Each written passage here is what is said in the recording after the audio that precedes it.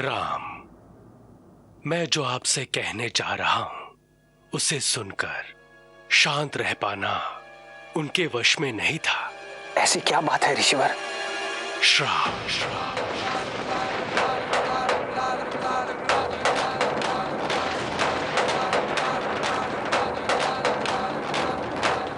श्राप? कैसा श्राप?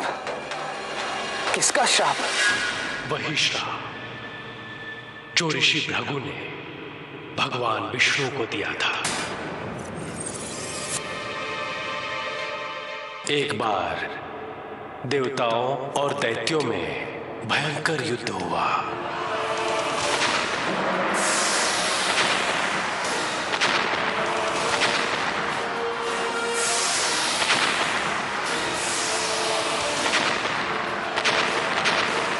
उस देवासुर संग्राम में दैत्य हार गए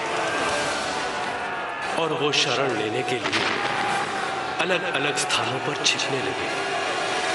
उन्हीं में से कुछ दैत्य ऋषि भृगु की पत्नी दिव्या के पास पहुंचे और उनसे शरण मांगी। रक्षा कीजिए माते, रक्षा कीजिए, रक्षा कीजिए, रक्षा कीजिए माते, रक्षा कीजिए, रक्षा करो, रक्षा कीजिए, उपकार करो, रक्षा कीजिए माते, रक्षा कीजिए, रक्षा करो माते, हम पर उपकार करो। देवता हमारे रक्त के प्यासे हो रहे हैं, उपकार करो माँ, उपकार करो। मेरे दो छोटे छोटे शिशु हैं, रक्षा करो। मेरी पत्नी गर्भवती है माते, देवताओं की क्रोध से हमारी रक्षा कीजिए माते।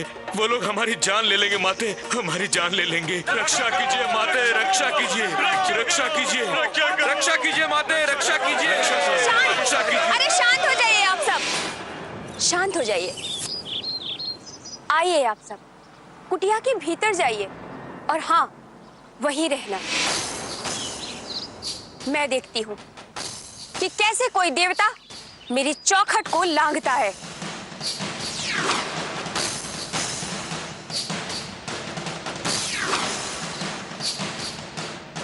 आप जानती हैं आप ये क्या कर रही हैं? आप द्वार से हट जाइए।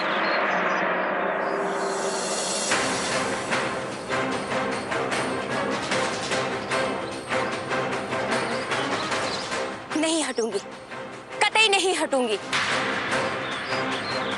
और आप सबके लिए यही अच्छा होगा कि आप सब यहाँ से लौट जाएं। आप जानती हैं आप ये क्या कर रही हैं? और आप सब जानते हैं कि आप क्या कर रहे हैं? हम विश्व से बुराई को जड़ से मिटा रहे हैं और आप उनका साथ दे रही हैं। मेरे पति महान भृगु ऋषि ने मुझे यही शिक्षा दी है कि जो भी शरण में आए उसकी सहायता करें। आपकी और आपके पति की विचारधारा अनुचित और अयोग्य है देवी। आप द्वार से हट जाइए। यदि आगे आने की चेष्टा की तो बहुत पछताओगे तुम। अच्छा, तो ये बात है। तो ये देखिए,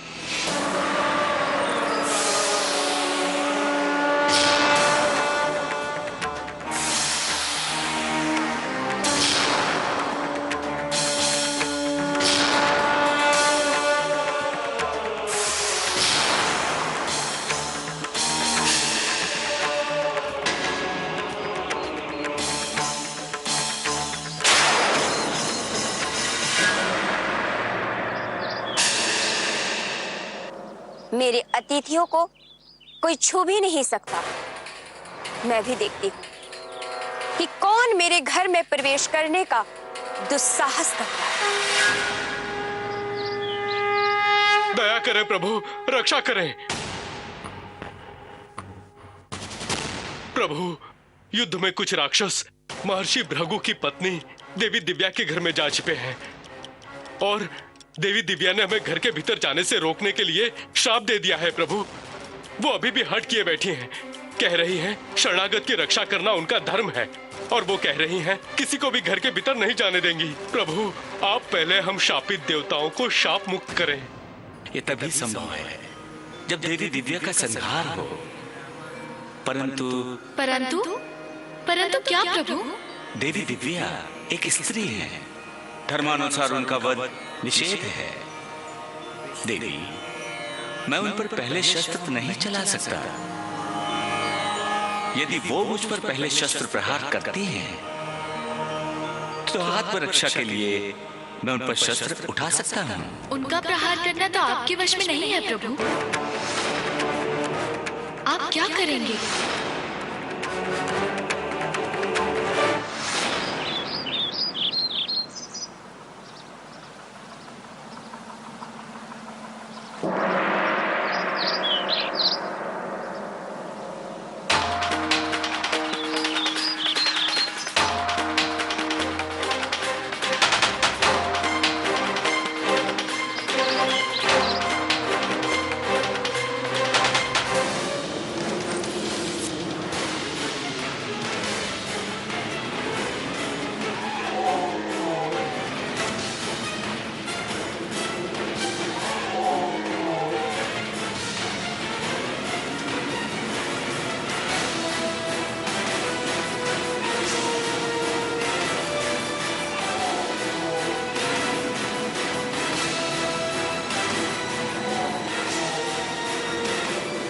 समझे थे कि इस कपटी वेश में आप आओगे तो मैं आपको पहचानूंगी नहीं। विष्णु, मैं अपने बच्चों की रक्षा करके अपने धर्म का पालन कर रही हूं। कृपया आप भी पक्षपात ना करें और धर्म की रक्षा करें।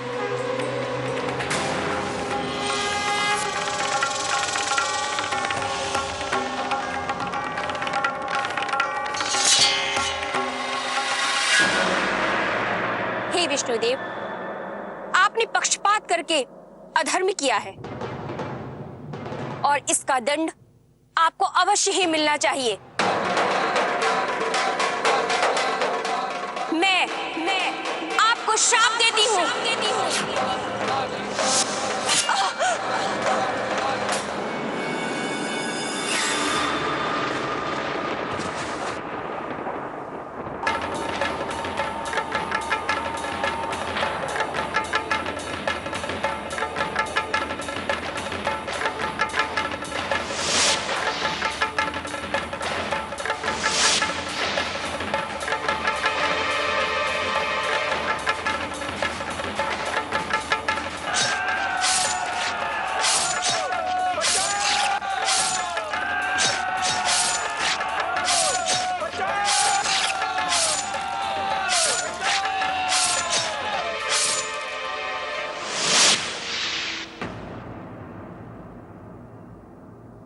मुझे खेद है देवी, परंतु धर्म का साथ उन्हीं को दिया जाता है जो उसी धर्म को मानते हैं, अधर्मियों को नहीं।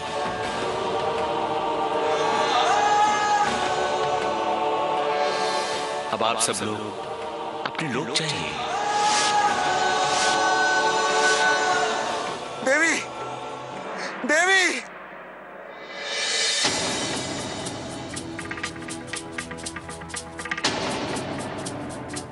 देवी,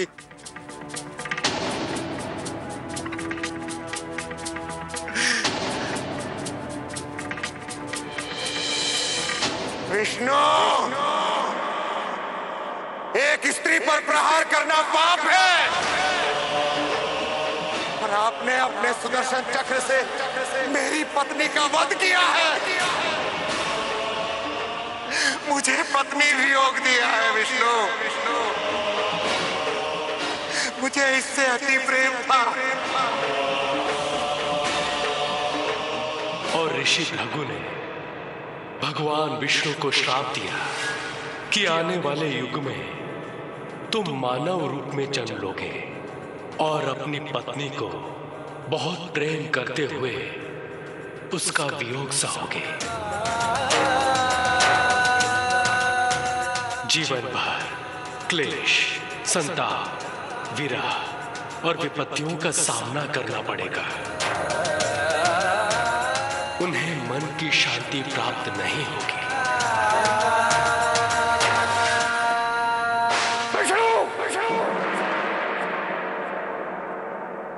मानव रूप में तुम्हारे अवतार लेने और कष्ट भोगने का समय आ गया है। मेरा रोम रोम कह रहा है, जो दुष्कर्म तुमने किया है उसका ऐसा क्या हुआ गुरुदेव कि आप जगत पालक भगवान विष्णु को इतना कोस रहे हो?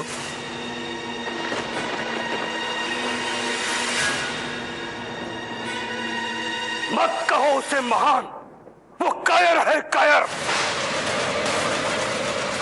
मेरी पूज्य माता दिव्या देवी की मृत्यु का उत्तरदायी है वो विष्णु।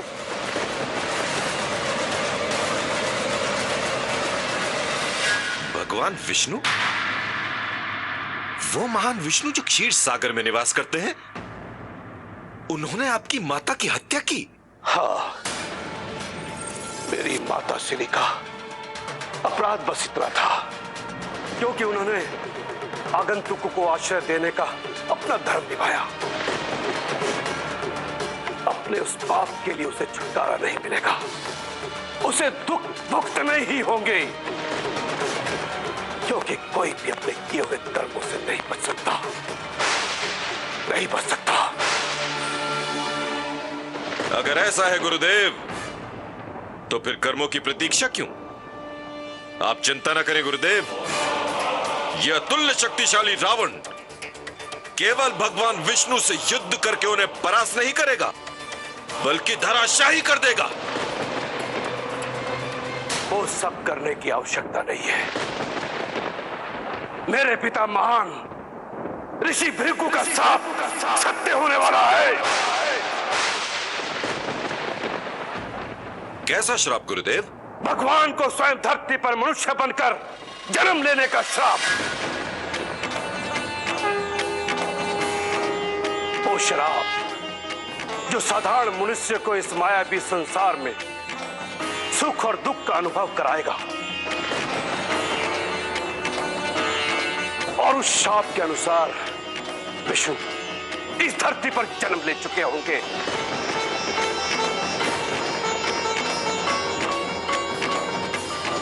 बस अब हमें उचित समय की प्रतीक्षा है उसे ढूंढने के लिए।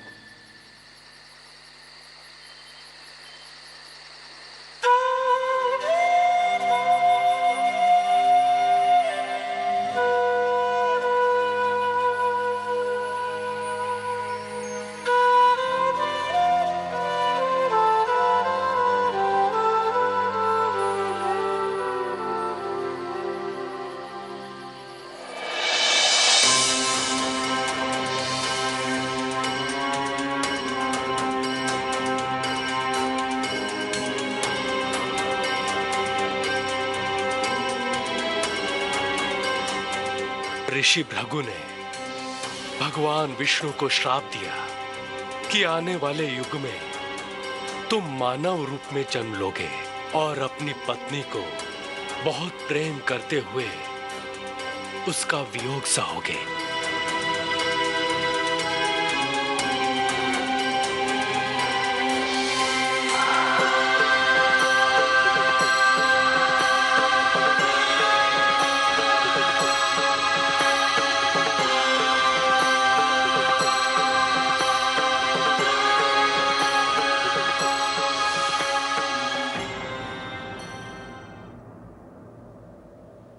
क्या हुआ पिताश्री, आप चिंतित क्यों हैं? मैं चिंतित नहीं हूं पुत्र। मानव रूप में भी प्रभु अवतार श्री राम की महानता देखकर मैं ग्रस्त हूं। देवताओं से भी महान? हाँ।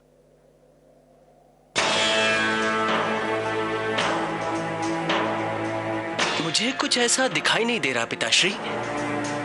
एक मानव भला देवताओं से महान कैसे हो सकता है? तुम्हें श्री राम की शक्ति का अनुमान नहीं पुत्र? मैं आपसे सहमत नहीं हूं पिताश्री। परीक्षा लिए बिना यह कहना कठिन है कि वो कितने शक्तिशाली हैं। किसी के रूप से उसके गुणों का अनुमान नहीं लगाना चाहिए पुत्र। मैं आपके परामर्श का आदर करता हूं पिताश्री, परंतु हर बार आप ही के दिए हुए परामर्श पर चलने के स्थान पर मैं इस बार कुछ अनुसंधान कर स्वयं अनुभव करना चाहता हूं। जैसी तुम्हारी इच्छा पुत्र, परंतु स्मरण रहे, आवेग और अहंकार में लिए गए निर्णय बाद में बदले नहीं जा सकते।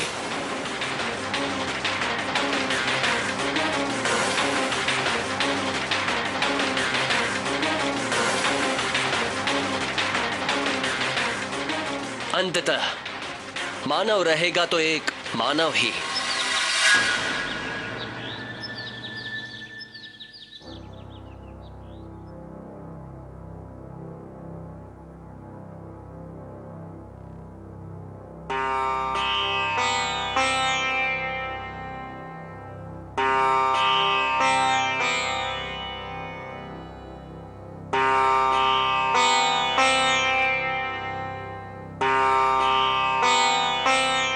कहाँ खोए हैं रघुवीर?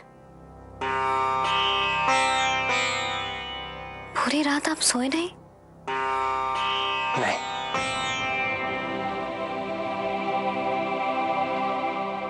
क्या हम जान सकते हैं क्यों? रात भर तुम्हें देखता रहा और सोचता रहा। क्या सोच रहे थे? यही सोचता रहा कि ऐसा कैसे संभव है। क्या संभव है? सुख, ऐश्वर्य, राजसी भोजन, सेवा के लिए दास दासियों का त्याग करके तुम्हारा इस वन में यहां कुश आसन पर सोना, कंद मूल और फल खाना, दिन भर पथरीले और कांटों भरे मार्ग पर चलना, फिर भी तुम्हारे मुख पर वही तेज, वही आभा, वही आकर्षण, वही धीमी धीमी सी प्यारी मुस्कान। ऐसा कैसे संभव है? तुम ही बताओ। जानती हो सीते, मैंने तुमसे कहा था, जीवन में कितनी भी विपरीत परिस्थितियां क्यों ना आए, तुम्हारे लिए मेरा प्रेम कभी कम नहीं होगा।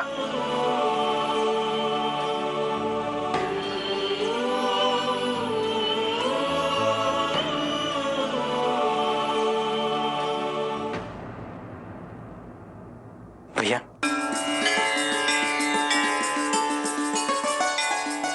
ऋषिवर कहाँ चले गए? पता नहीं।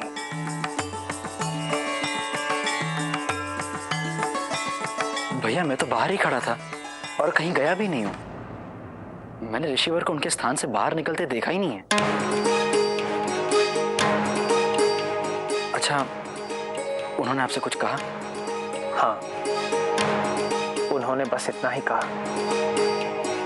हमें कामतगिरी की ओर जाना चाहिए। कुछ वर्षों तक हमें वहीं कुटिया बनाकर रहना चाहिए। बस इतनी सी बात हुई? हाँ, इतना ही कहा था। चलो प्रस्थान करते हैं।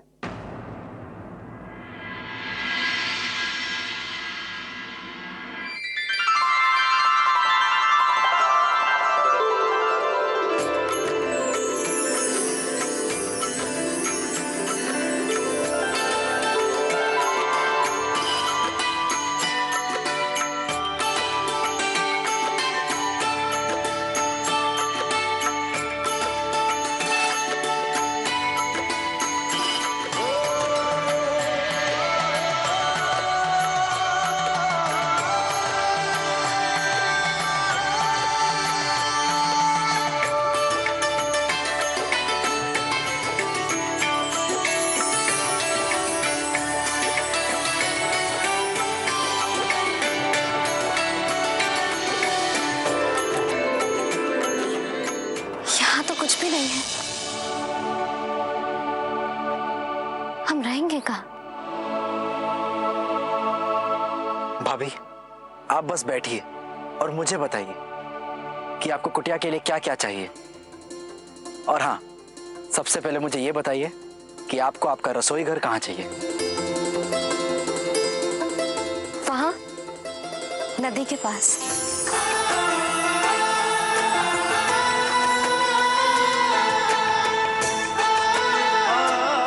भाभी, मैं ऐसी कुटिया बनाऊंगा जिसमें आप अपने आप को सुरक्षित अनुभव करेंगी। भाभी, ये ऐसी कुटिया होगी जिसमें कोई कष्ट, कोई दुख, कोई बुराई आपके निकट नहीं आ पाएगी।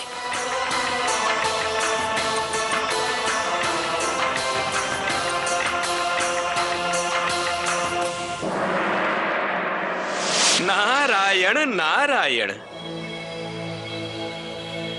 देवेंद्र पुत्र जयंत, क्या देखकर तुम इतने प्रसन्न हो रहे हो? देवर्षि, मेरे पिताश्री को ऐसा लगता है कि धरती पर जन्मे विष्णु के अवतार ये राम बहुत ही वीर और साहसी हैं। वो भला शक्तिमान कैसे हो सकते हैं? हाँ हाँ, भला कैसे हो सकते हैं? मैं सत्य कह रहा हूं ना? हाँ हाँ, पूर्णतः सत्य। मैं उनकी परीक्षा लेना चाहता हूं। नारायण नारायण। हाँ हाँ, परीक्षा अवश्य लेनी चाहिए, और इसके लिए देवेंद्र पुत्र तुम्हें अधिक प्रयत्न करने की आवश्यकता नहीं है। बस कौवे का रूप धारण कर लो और उनकी पत्नी के पैरों पर जाकर चोंच मार दो। नारायण नारायण। श्री राम को यह पता चल जाएगा कि तुम कितने साहसी और निर्भीक हो।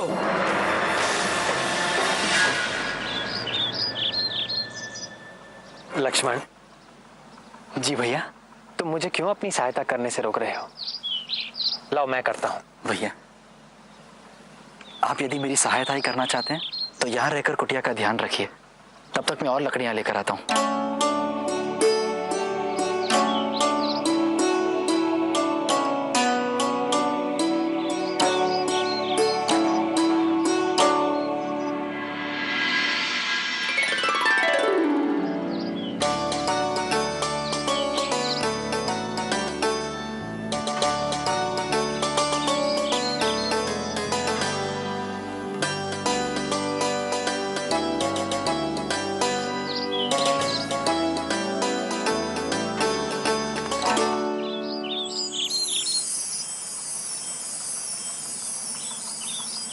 आभूषणों के बिना कितनी सुनी सुनी लगती हो तुम। आओ, आज तुम्हें मैं सुशोभित करूंगा।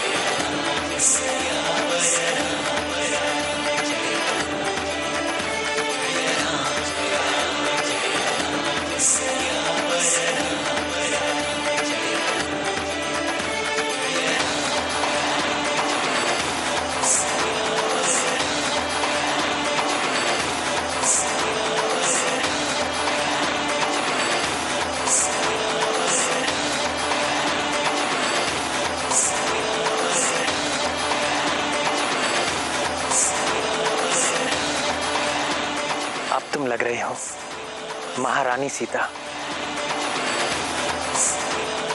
इस राम की महारानी सीता।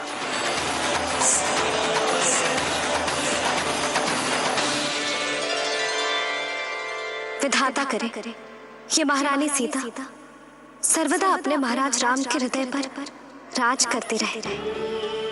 ये केवल हृदय पर राज करने वाली मेरी महारानी नहीं, मेरी आत्मा का अंश है, जिसके बिना राम का अस्तित्व ही नहीं।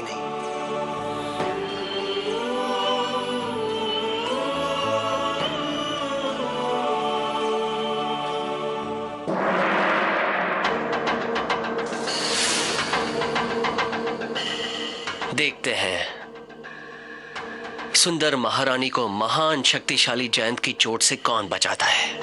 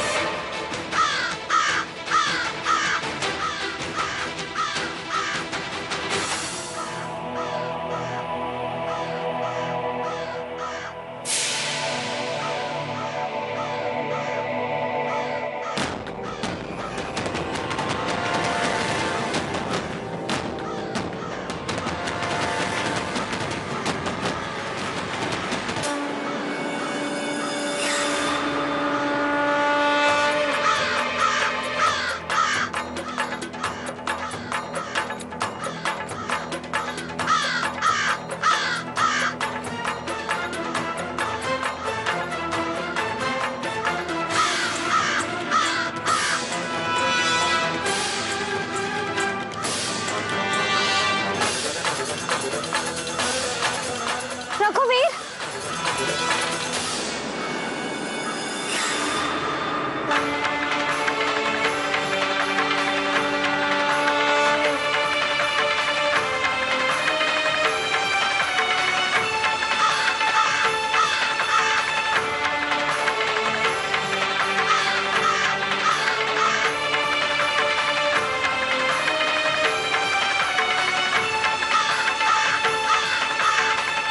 पुत्र जयंत,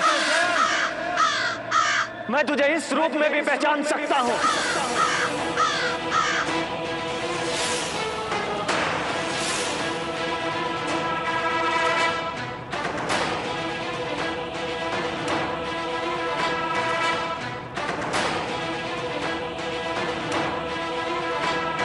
तूने मेरी पत्नी को छूने का दुस्साहस कैसे किया? जो मैंने चाहा वो किया और फिर करूंगा। रोक सकते हो मुझे? सावधान जयंत, लगता है तुम अपने जीवन से निराश हो गए हो, इसीलिए तुमने ऐसी भूल की है। आप मुझे ललकार रहे हो? तुच्छ मानव, मैं देवता हूं, देवता। मैं किसी देवता को नहीं ललकार रहा, मैं एक कुकर्मी को ललकार रहा हूं। अब तुम्हें इसका दंड अवश्य मिलेगा जयंत।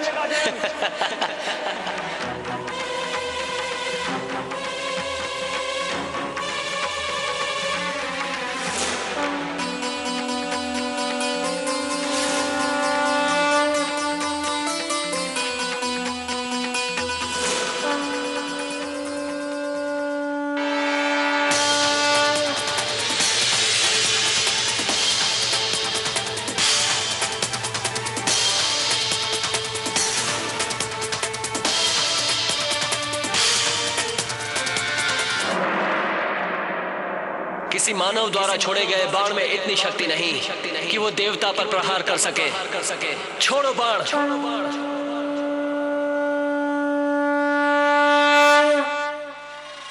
जयंत, तूने मेरे क्रोध को और उत्तेजित किया है। अब इस पूरे ब्रह्मांड में तुझे कोई नहीं बचा सकता।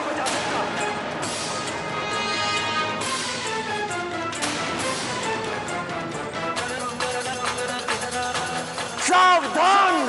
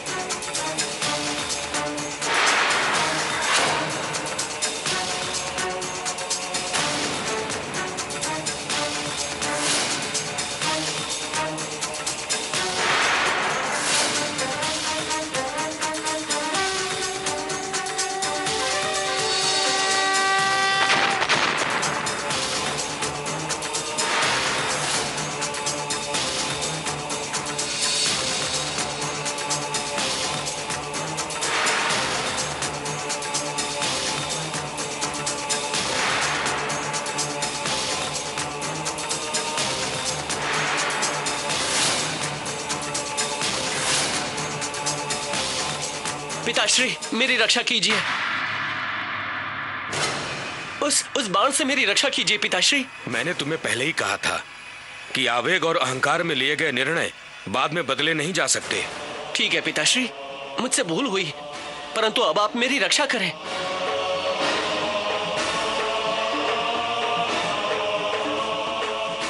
मैं कुछ भी करने में असमर्थ हूं पुत्र। श्री राम ने क्रोध में आकर तुम पर ब्रह्मास्त्र फेंका है, जिसका अर्थ है मृत्यु।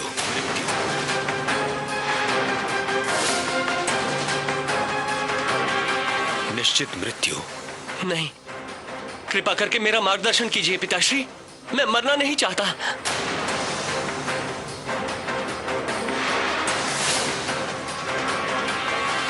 इस ब्रह्मास्त्र से केवल ब्रह्मदेव ही तुम्हारी रक्षा कर सकते हैं पुत्र। जाओ, उनसे जीवन दान मांगो।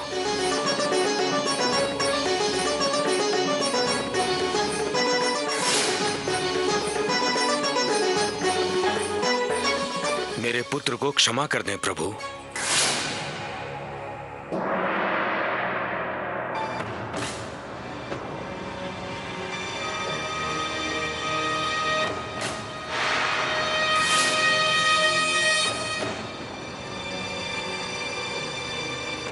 मेरी रक्षा कीजिए ब्रह्मदेव, मुझे बचाइए। ये श्री राम का ब्रह्मास्त्र है, वही तुम्हारी रक्षा करेंगे।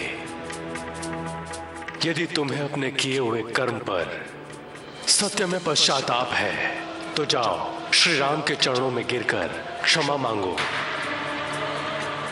तुमने धरती पर भगवान विष्णु के सबसे महान और शक्तिशाली अवतार का क्रोध अर्जित किया है।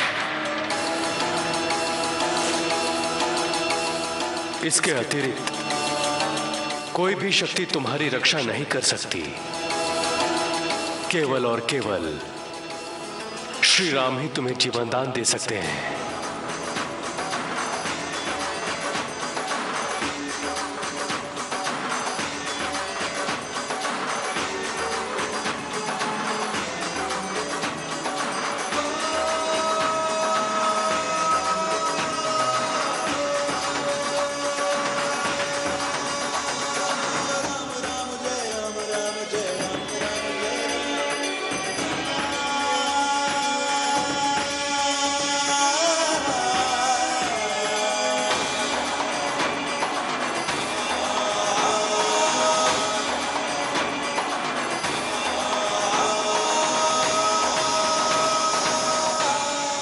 प्रभु, मैं जीवित रहना चाहता हूं प्रभु, मुझे मत मारिए, मुझे जीवन दान दीजिए प्रभु।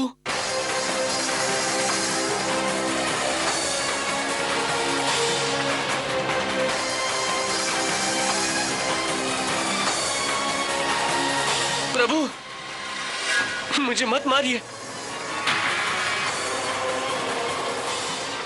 जयन, ये ब्रह्मास्त्र है जो कभी व्यर्थ नहीं जाता। प्रभु, मुझसे बहुत बड़ी भूल हुई प्रभु, मैं मरना नहीं चाहता, मुझे जीवन दान दीजिए प्रभु।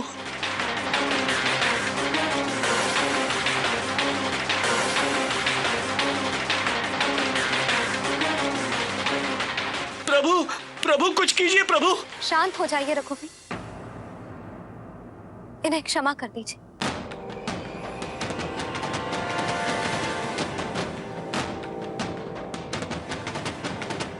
मेरे पुत्र को क्षमा कर दें प्रभु।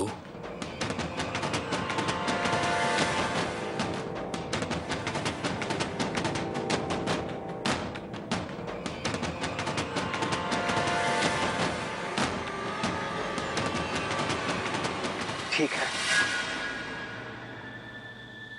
ये तुम्हारा जीवन नहीं लेगा,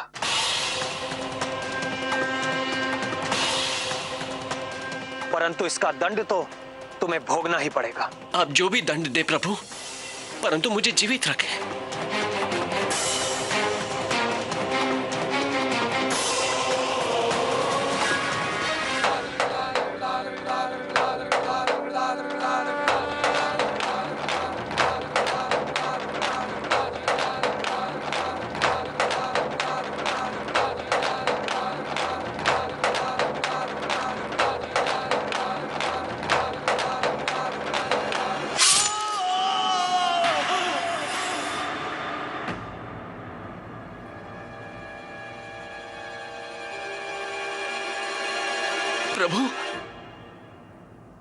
अपनी भूल के लिए मैं एक बार फिर से आपसे क्षमा मांगता हूं।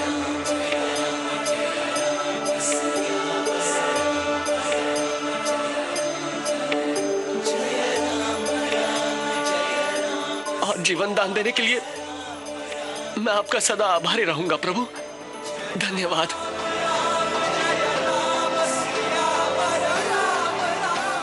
मेरे पुत्र के प्राणों की रक्षा करने के लिए आपका धन्यवाद प्रभु, बहुत बहुत धन्यवाद। रघुवीर, इनका दोष केवल इतना है कि इन्होंने हमारे पांव में चोट पाई, फिर आप इतने क्रोधित क्यों हो गए? सीते, तुम्हारे सुख संतोष में बाधा डालने वाली उन तेज हवाओं की गति रोक दूंगा मैं। उस समय को स्थिर कर दूंगा यदि वो तुम्हारे लिए बुराई का समाचार लेकर आ रहा है।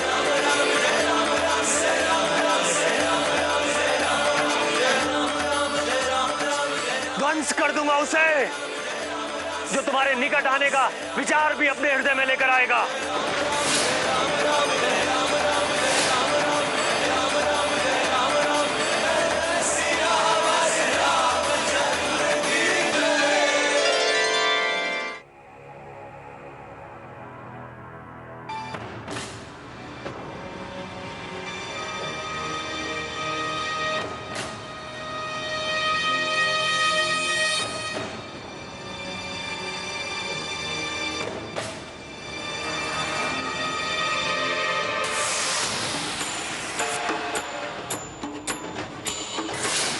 दूध रक्त में कैसे परिवर्तित हो गया? ये किस बात का सूचक है? महादेव ने मुझे सूचित किया है, तुम्हारा अशुभ समय आरंभ हो चुका है। मेरे पिता महान ऋषि भृगु का शाप सत्य होने वाला है और उस शाप के अनुसार विष्णु इस धरती पर जन्म ले चुके होंगे। जो तुम्हारा विनाश करने आ रहा है उसे संपूर्ण जगत का आशीर्वाद प्राप्त है रावण।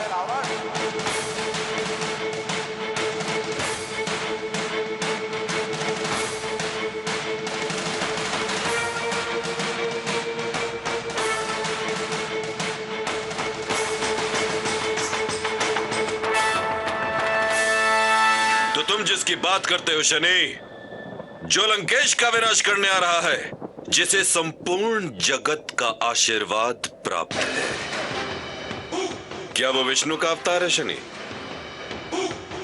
लंकेश ने तुमसे प्रश्न किया है शनि, क्या वो विष्णु का अवतार है? उत्तर दो शनि। शनि, क्या वो विष्णु अवतार है? हम उस तक कैसे पहुंच सकते हैं शनि? इससे पहले कि वो हम तक पहुंचे, हमारे बाण उसका सर धड़ से अलग कर देंगे।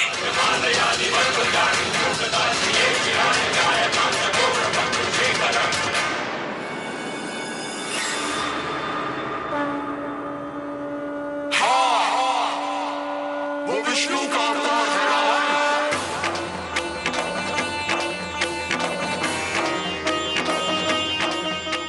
वो जो आ रहा है वो ब्रह्मा का अवतार है रावण।